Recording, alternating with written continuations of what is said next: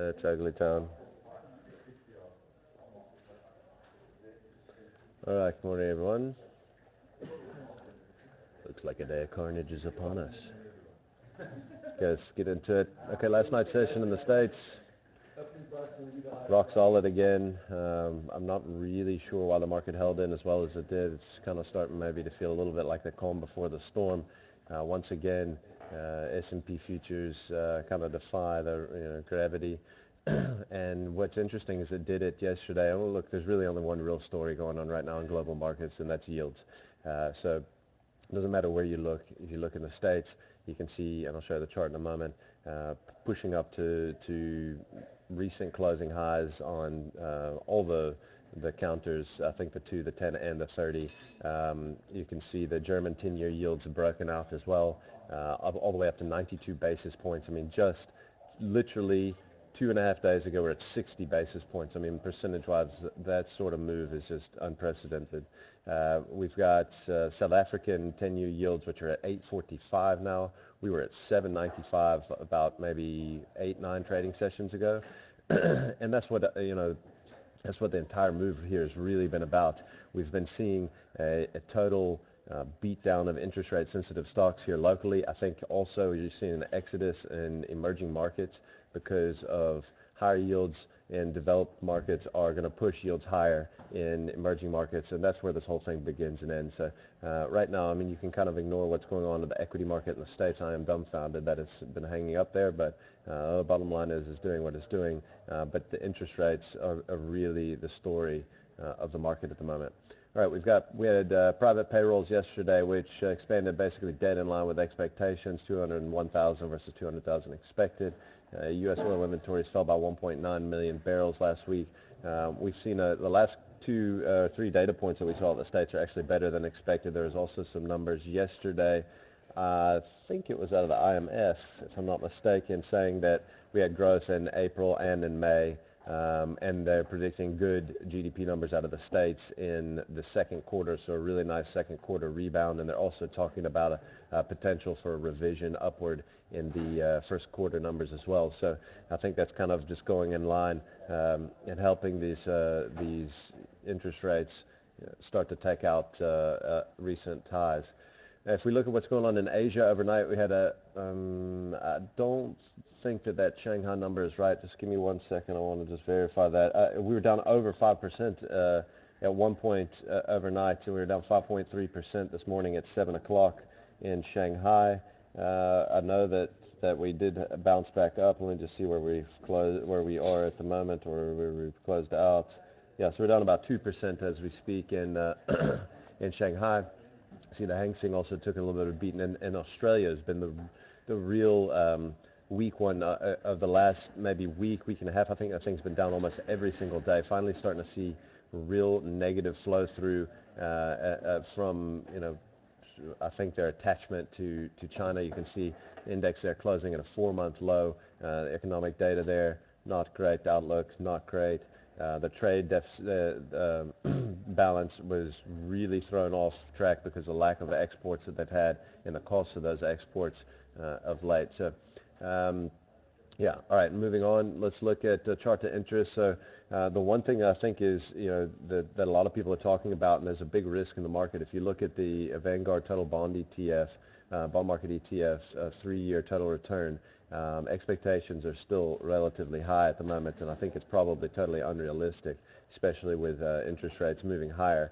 So, there still is really a potential big shift to go here out of the out of bonds.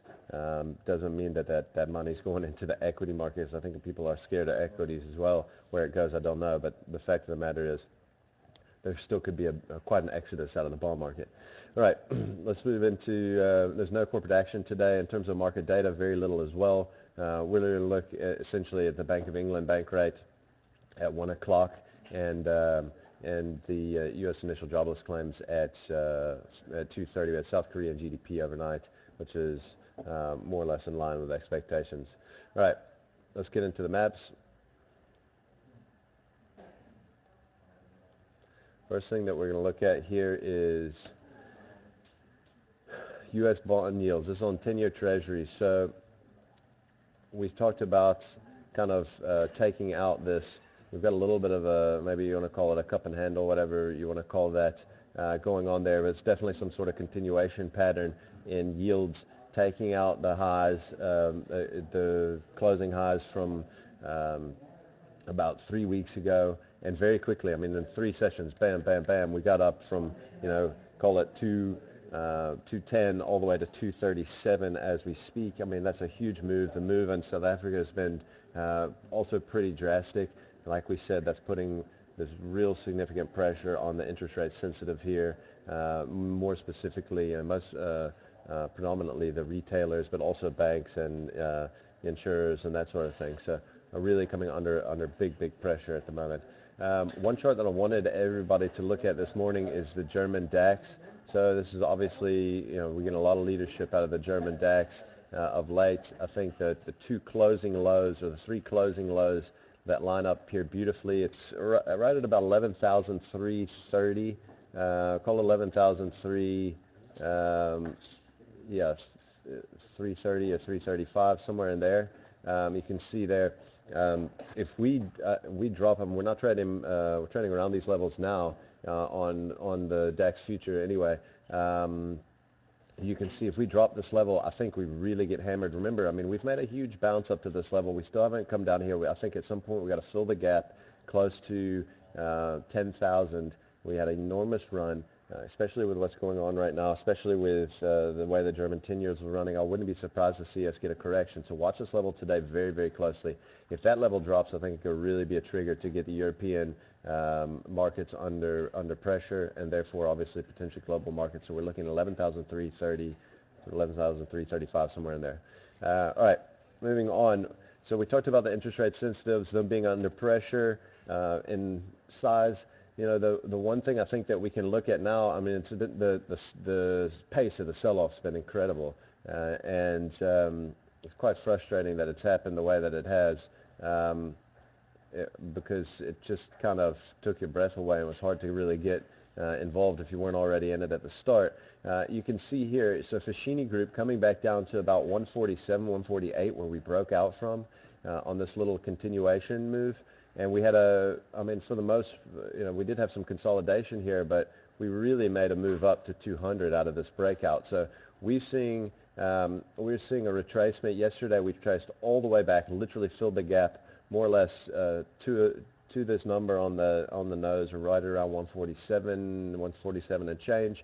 You're also right around the 200-day moving average here at 149. If we look at the fibs here as well, you can see this move.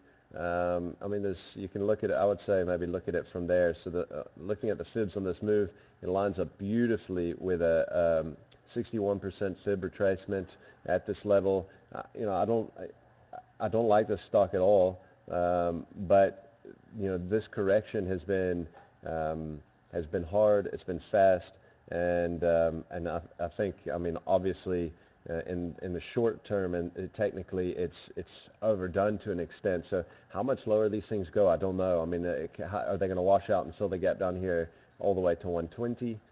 I don't know. I mean, it's going to be hard to see that, I think. So we've already had a massive correction here, as much as 25%. And I think so. I think a lot of the heavy work has been done here. I know they did have an earnings miss in that, but you got to keep in mind that a lot of these stocks had relatively decent earnings, and they're getting punished more on a shift in interest rates. So the next one that we're looking at here is Truworths, which also looks very much the same. We talked about this the other day. We said if it dropped to 87, it was going to get ugly. It got ugly. In 3 sessions, we traded to $80. Well, in fact, in 2 sessions, we traded to $80. We had a hard bounce from 80 to 84. The one day, and then yesterday we got the close down here at 80.5. This is right at support, and it's right at 200 your 200-day moving average as well. So same sort of thing, I think, in terms of the moves, off of the bottom, or where this really started. I think we're right up here around 61% fib retracement levels as well. So I think that these corrections are probably starting to get somewhere to the point where they're becoming interesting to nibble on. I wouldn't rush out and buy them. I'd rather wait for them to turn. wait for the selling to dissipate. And then the last one I will show is Standard Bank. So obviously the banking stocks have also been under real pressure of late. Standard Bank has not escaped this at all. We are trading at 177 bucks. We're now at 156.70. So we've come off the top at 20 rand. It's a pretty solid percentage move. And I think there is some sort of support here around 157, which we've dropped, or 57.50, somewhere in there. But I think the major level of support is here at 150. We look at this on the long-term chart. You can see that's where we really broke out from. We put some consolidation in above that, and then we really exploded. So for me, the major level is at 150.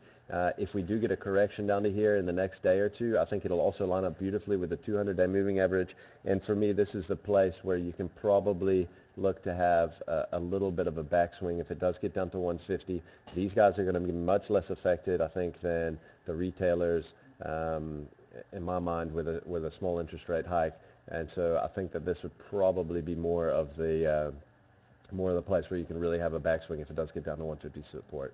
That's it for today, guys. Good luck out there.